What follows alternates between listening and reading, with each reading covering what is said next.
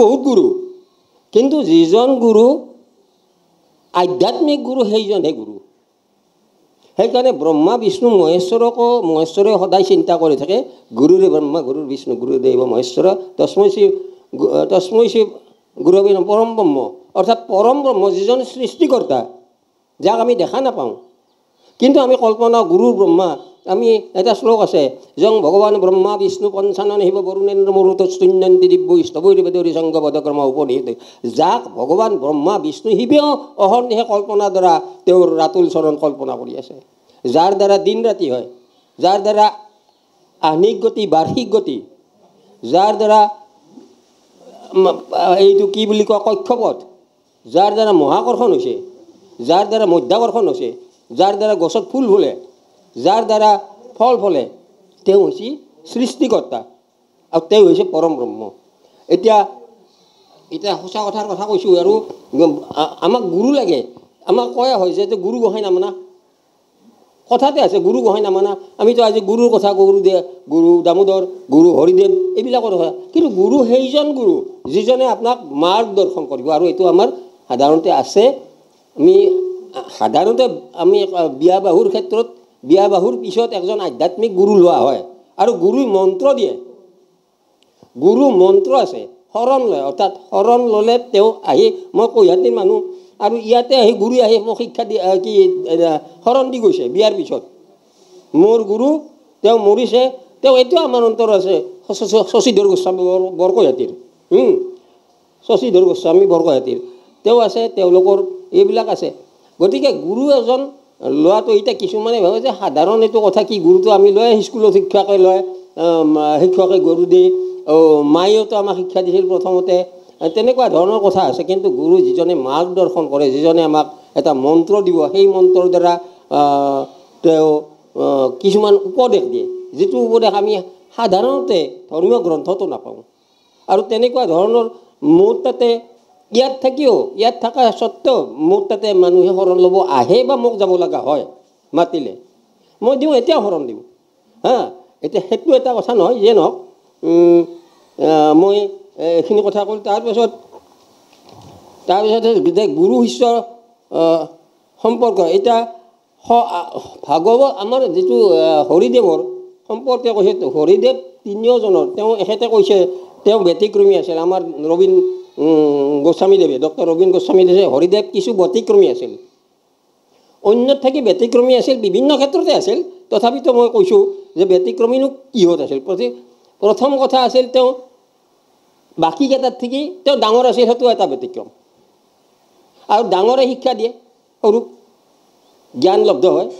আৰু তেওঁ যথেষ্ট শিক্ষা লাভ কৰিছিল বিভিন্ন জেগাত। তেখেতে অসমত কোনো ধৰণৰ পোৱা নাছিল, কিন্তু বাহিৰত যাই পেলাই তেওঁ, মই তাতে এইখন হেৰিখনত পাইছে, বেনাৰখনত লিখিছোঁ তেওঁ ব্যতিক্ৰম কেনেধৰণৰ, যে বেদ দৰ্শন ভাগৱত শাস্ত্ৰ, সংস্কৃত ভাষাত বিদগ্ধ পণ্ডিত, সংস্কৃত ভাষাত বিদগ্ধ পণ্ডিত, আৰু গীতাজ্ঞানী, লগতে ধৰ্মৰ প্ৰতি একনিষ্ঠ, মানে ভগৱানৰ প্ৰতি, পৰম ব্ৰহ্ম। আৰু তেওঁ আজিৰ পৰা 500 বছৰ আগতে, 650 বছৰ আগতে জন্ম লাভ কৰিছিল। আৰু তেওঁ যেতিয়া মাক দেউতাক মৰিছিল মাত্ৰ 16 বছৰ বয়সত, তেতিয়া শ্মশানত যায়, তেতিয়া তেওঁ কান্দিব ধৰিছে যে মোৰ ভনীজনী আছে আৰু মই আছোঁ, মই কেনেকৈ জীৱন কাটিম, মোৰতো কোনো এতিয়া নাই। বিভিন্ন ধৰণৰ তেওঁৰ ঘাত প্ৰতিঘাত সহিব লগা হৈছিল। আৰু সেইখিনি সময়ত এখেতে কৈছে দুজন গোবিন্দ, আচলতে দুজন গোবিন্দ নহয়, তেওঁৰ জীৱনত 3জন গোবিন্দ আছিল। এজন জ্ঞানী গোবিন্দ, যিজনে তেওঁৰ ভগৱান ৰূপে তেওঁক মানে আহিছিল আৰু তেওঁক গাৰ্জিয়ান হিচাপে লৈছিল। দ্বিতীয়জন আছিল গোবিন্দ শৰ্মা, তেওঁক শিক্ষাদান দিছিল। আৰু এজন আছিল উদাৰ গোবিন্দ। এইটো গোবিন্দ শৰ্মা তেওঁ থাকি ডাঙৰ আছিল, আগতে মৰিছে। কিন্তু আমি 140 বছৰ বৰমাই পোৱা আমাৰ হৰিদেৱক সমানে পাইছে প্ৰায় 140 বছৰ জ্ঞানী গোবিন্দই, যিজনে তেওঁক ভগৱান স্বৰূপে তাৰমানে চলাই লৈ ফুৰিছিল। আৰু সেই 16 বছৰ পিছত যেতিয়া তেওঁ কিছু পৰিমাণে মাক বাপেকৰ পৰা আৰু কিছুমানে তেওঁৰ শিক্ষাগুৰুৰ পৰা লাভ কৰিছিল, কিন্তু তেওঁৰ তাতে তেওঁ জন্মৰ পিছতেই ভগৱান অৱলম্বন কৰিছিল আৰু ভগৱান অৱলম্বন কৰাৰ পিছত তেওঁ নানান ধৰণৰ অলৌকিক কাৰ্য কৰিছিল কৈছে তেখেতে আৰু তেওঁৰ এইবিলাক এই ক'লে তাত তেওঁ যেতিয়া পূজা কৰে পূজা কৰাৰ সময়ত আমিতো হৰিখানত সাধাৰণতে 5 ভাগ কাক উদ্দেশ্য কৰোঁ পঞ্চদেৱতাক উদ্দেশ্য কৰি পেলাই তাত প্ৰসাদ দিওঁ মাহ প্ৰসাদ আৰু তাৰে পৰা অলৌকিকভাৱে 2টা প্ৰসাদ 2টা ভাগ নাইকিয়া হয় আৰু নাইকিয়া হোৱাৰ পাছত বাকী 3টা আহে তেতিয়া মাকে সুধেতে বাকী 2টা কি কৰিলে বোলে ভগৱানে খালে হা ভগৱানে খালে তই মিছা কথা কৈছে যে তোমালোকে আমাক সৰুৰ পৰা শিকাইছে মই মিছা কথা ক'ব নাপায় হা গতিকে তই নিজে কৰা এনেকুৱা মিছা কথা ক'লি মোৰ ওপৰত বোলে মইতো মিছা কথা ক'ব নাপায় বুলি তোমালোকে শিকাইছা কিন্তু মই মিছা কথা নকওঁ মিছা ক'লে তেওঁ তেতিয়াৰ পৰা ভাগৱতৰ জ্ঞান অন্তৰ সোমাই আছে আৰু এতিয়া ভাগৱতত 3য় স্কন্ধত লিখা যে মিছা কথা ক'লে কলি ধৰে মিছা কথা কোৱা আৰু কেইবাটাও আছে মই এইখিনি সময়ত সেইটো নকওঁ খালি মিছাটো এটা মানে বেয়া কথা সেইটো ক'ব নাপায় যাৰ দ্বাৰা সমাজ দূষিত হয় তাকো আকৌ যোন উদ্দেশ্য প্ৰণোদিত হয় নাজনাকে কোৱা এটা কথা বেলেগ গতিকে সেই তাৰপিছত তেতিয়া আকৌ তেওঁ এতিয়া তেওঁৰ গ্ৰন্থ সম্পৰ্কে তেওঁ যি 2খন গ্ৰন্থ ইতিমধ্যে প্ৰকাশ হৈছে সেই 2খন গ্ৰন্থ তদানীন্তন কালৰ প্ৰাচীন কালৰ আৰু প্ৰাচীন অসমীয়া কালত যিখিনি মানে অসমীয়া ভাষাত তেওঁলোকে লিখিছিল আজিৰ পৰা 500 বছৰ আগতে কামৰূপীয়া ভাষাত সেই কথাটো আজিৰ মানুহে বুজি নাপায় একদম বুজি নাপায় আৰু সেই তেতিয়াই যিখন প্ৰথম বনগোৱাগিৰি আছিল বনগয়াগিৰি আৰু ডেকাগিৰি তেওঁলোকে এটা উপাধি ডেকাগিৰি আছিল দামোদৰদেৱ আৰু কি কয় শংকৰদেৱক গিৰি ডেকাগিৰি বুলিও এটা উপাধি আছিল আৰু এওঁ বনগয়াগিৰি আৰু তাহুন ভাগ আছিল আৰু খেৰ সুতে তেওঁক মানে ৰাখা নাছিল তেওঁ বনত যাব লগা হৈছিল সেইকাৰণে বুনো গোহাঁই বুলিছিল ভাকক আৰু তাতে বহৰীত তেওঁক ভালকৈ কৰে আৰু তাত 7 দিনীয়া ভাগৱত চৰ্চা ইত্যাদি সদায় মানে হৈ থাকে সদায় মানে হৈ থাকে আৰু তাতে বছৰে বছৰে তেনেকুৱা ধৰণৰ ভাগৱত এতিয়া ভাগৱত শব্দটো কি বা ভগৱাননো কি আমি ভগৱান শব্দটো আমি জানিব লাগিব কেনেকুৱা ভগৱান এই 4টা শব্দ আপোনালোকে জানো ভাগৱতো হ'ব ভাতি সৰ্বসু কালেসু ত্ৰিশু কালেসু যিসকল 3টা কালত আছে কি কাল 3টা অতীত বৰ্তমান আৰু ভৱিষ্যত ভগৱান এই কেইটাতে থাকে গৃহতে চুৰ মানবই গৃহতে চুৰ মানবই যাৰ গুণানুকীৰ্তন চুৰ মানে দেৱতাসকল বুলি কয় চুৰ মানুহ হয় আৰু মানুহ আৰু দেৱতাই সদায় যে গান গায় আজি এটা মই কোনোবা গীতা পঢ়িছে কিবা ভাগৱত পঢ়িছে কৃষ্ণ হেৰি কৰিছে গতিকে গৃহতে চুৰ মানবই বৰ্ততে ত্ৰিশু কালেছো ত্ৰিশু লোকেছো মই আগতে সময়ৰ কথা ক'লোঁ আৰু ত্ৰিশু লোকেছো মানে আমি 3খন কওঁ স্বৰ্গ মৰ্ত পাতাল এই স্বৰ্গ মৰ্ত পাতালত তেওঁলোক থাকে আৰু ন জাগতে বা মৃত্যতে একো আছে তেওঁলোকে নজন্মে আৰু নমৰবে জন্মিলে মৰিব লাগিব জাতস্য হৈ ধ্ৰুৱ মৃত্যু গতিকে তেওঁলোকে নিজে হয় তেওঁলোকে পৰম ব্ৰহ্ম যিজন সৃষ্টিকৰ্তা যি সৰ্বশক্তি গড ইজ অমনিপটেণ্ট গড ইজ অমনিচিয়েণ্ট ভগৱান সৰ্বশক্তিমান সৰ্বদৃশ্যমান অলমাইটি গতিকে তেওঁৰ মানস পুত্ৰ বা অংশজাত বুলি ব্ৰহ্মা বিষ্ণু শিৱক ক'ব পাৰি আমি বিভিন্ন ধৰণে এতিয়া নৱ বৈষ্ণৱ ধৰ্ম বা এইবিলাক ওলাইছে ভাগৱত ধৰ্ম বা সনাতন ধৰ্ম কিন্তু মূলত 2টা এটা হ'ল সনাতন ধৰ্মৰ 2টা ভাগ এটা হ'ল ভাগৱত এটা শাক্ত আৰু শাক্তসকলকো আমি পূজা কৰোঁ আমাৰ গীতা দামোদৰদেৱে কৈছে দামোদৰ তাতে হেৰিত আছে আৰু হৰিদেৱতো আছে তেওঁলোকৰ চৰিত্ৰ পঢ়িলে আপোনালোকে গম পাব গোটেইখিনি ডিটেইলছ আছে আৰু হৰিদেৱে যিখিনি ভক্তি ৰস তৰংগিনী এই ভক্তি ৰস তৰংগিনী এখেতে অলপ টাচ কৰি গৈছে অৰ্থাৎ যিয়ে ভগৱানক স্মৰণ কৰি ভগৱানৰ নামত সকলো বিলাস ত্যাগ কৰিব আমাৰ চৰম মানে লক্ষ্যটো কি হোৱা উচিত মানুহ হৈছে শ্ৰেষ্ঠ হুচ যাৰ থাকে তেওঁ মানুহ কিন্তু মানুহৰ মাজত অমানুষো থাকে গতিকে মানুহৰ চৰম লক্ষ্যটো হৈছে যাতে পুনৰ জন্ম নহ'বে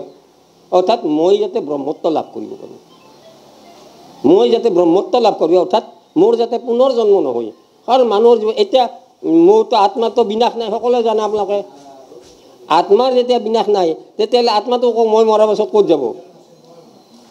জেনানী যথা বিহায় নৰ অপৰাণী আমি এখন মানুহ মৰিলে তাতে ওপৰত লিখি দিওঁ জেনানী যথা বিহায় নৰ অপৰাণী আমি পিন্ধি থকা এই কাপোৰখিনি যেতিয়া পুৰণা হ'ব বিহুৱানৰ দৰে আমি দৈলে পেলাওঁ আৰু নতুন লওঁ ঠিক তেনেকৈ মোৰ অন্তৰ থকা যিটো আত্মা এই আত্মাটোই যেতিয়া পুৰণি হ'ব তেওঁৰ শৰীৰটো শৰীৰৰ ভিতৰত শৰীৰী থাকে আমাৰ ভিতৰত শৰীৰী যিটো সেইটোৰ নাম হ'ল আত্মা দেহী বুলিও কয় দেহাৰ ভিতৰত যিটো থাকে দেহ তেওঁ আমাক চলালে ঘূৰি কিন্তু তেওঁৰ দোষ একো নাই কিন্তু মনটো বেলেগ মন বিবেক আৰু মানে মন বিবেক এইবিলাক নিজা বস্তু কোনোবাই মদ খাব হাক দিছে সি জোৰ কৰি খাইছে এইটো এলেকে তাৰ নিজা কথা সেইকাৰণে তাৰ দোষটো সি মানে আৰু সেই কৰ্ম অনুসৰি কৰ্মণ্যবাধিকাৰ মা ফলিছে কৰ্ম অনুসৰি ফল ভোগ লাগিব এতিয়া পাকিস্তানৰ লগত লাগিছে কিবা লাগিছে ভাৰত কেতিয়াও নহয় কত পৰাজয় হোৱা নাই মাজে মাজে ৰাতিৰ পিছত দিনৰ পিছত ৰাতি হৈ আহিছে এতিয়া আপোনালোকে লক্ষ্য কৰিছে আমি পঢ়াত লক্ষ্য কৰিছোঁ যে মই মৰম কুমাৰ যিজন আমাৰ মানে বৰ্তমান মই কৰি লৈছোঁ তাক হেৰি প্ৰচাৰ সম্পাদক কৈছোঁ কিছু বহুত দিন আগতে কৈছোঁ বোলে তুমি অলপ লক্ষ্য কৰা আমাৰ অসমখন বৰ্তমান মানে কি বুলি কয় নাতিশীতোষ্ণ মণ্ডল আৰু নাতিশীতোষ্ণ মানে আকাশ মানে ঠাণ্ডাও নাথাকিব গৰমো নাথাকিব ভৱিষ্যতে উত্তৰ মানে সমমণ্ডলত আছোঁ আমি গতিকে এতিয়া ক্ৰমান্বয়ে তুমি এইটো এটা মানে এয়াৰ কণ্ডিশ্যন অসম বুলি ক'ব পাৰা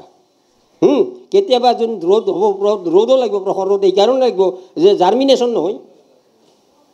খেতি নহয় কিন্তু বেছিকৈ হয় আমাৰ আৰামদায়ক হ'ব আবহাৱা কাৰণ এতিয়া ভালৰ ভালে আহিছে এইটো পাকিস্তানৰ লগত যুদ্ধ যেতিয়া হৈছে তাত আপোনালোকৰ গীতাৰ কথা যদা হি ধৰ্মস্য গ্লানিৰ ভৱতি ভাৰত অভ্যুত্থান অধৰ্মস্য তদাস্মানং সৃজন্যহম পৰিত্ৰাণায় সাধুনাম বিনাশায় দুষ্কৃতম ভগৱানে নিজে দেখা নাদে কিন্তু তেওঁ অৱলম্বন কৰে শৰীৰত যেনেকৈ মানে ধৰ্মৰ গ্লানি হৈছিল বিশেষকৈ হেৰি সময়ত এই কুৰুক্ষেত্ৰৰ জন্ম সময়ত বা দাপৰৰ শেষত গতিকে সেইখিনি সময়ত তেওঁ কৃষ্ণত তাতে অৱলম্বন কৰিছিল বা কৃষ্ণত তাতে জন্ম লোৱাৰ সময়তে তেওঁ কংসৰ কাৰাগাৰত মথুৰাত তেওঁ লৈ তেওঁ গোটেই তেওঁৰ হেৰিটো দিছে তেওঁ যুদ্ধ কৰা তেওঁ অহিংসা পৰম ধৰ্ম জীৱ হত্যা মহাপাপ কিন্তু গীতাত এইবিলাক কথা সুন্দৰভাৱে আছে গীতা পঢ়িব আপোনালোকে গীতাৰ গোটেইখিনি ডিটেইলছ আমি যাতে পুনৰ্জন্ম সেনেকুৱা ভাল কাম কৰিব লাগে সেনেকুৱা কাম কৰিব লাগে আৰু মৰি পুনৰ্জন্মও যাতে হয় হ'লেও যাতে আমি বৰ্তমান যি হৈ আছোঁ তাত থাকি তলত যাতে নাযাওঁ সেই সম্পৰ্কে চিন্তা চৰ্চা কৰি পেলাই আমাৰ কৰ্ম এতিয়া হৰিদেৱ গুৰু তাতে প্ৰথম সত্ৰ আছিলে বহৰী এইবিলাক কথা কৈ গৈছে বহৰীত প্ৰথম সত্ৰ পাতিছিলে আৰু বহৰীৰ পৰা যায় কিছু বছৰ 4 বছৰমান 3 বছৰ তাত আছিলে তাত ভাল লগা নাছিল কিয় ভাল লগা নাছিল সেইটো কথা ইয়াৰ বিশ্লেষণ নহয় তাত ভাল লগা নাছিল না সি তেহেঁতৰ ওচৰতে চাই তাত মানে ওচৰত দেখিলে যে একটুকুৰা ভাল জেগা পালে কেই কিলোমিটাৰমান দূৰত সেইটো হ'ল সেই তেতিয়া কালাদি বটতলা বুলিও কয় বটতলা বটগছত ভগৱান থাকে বিষ্ণু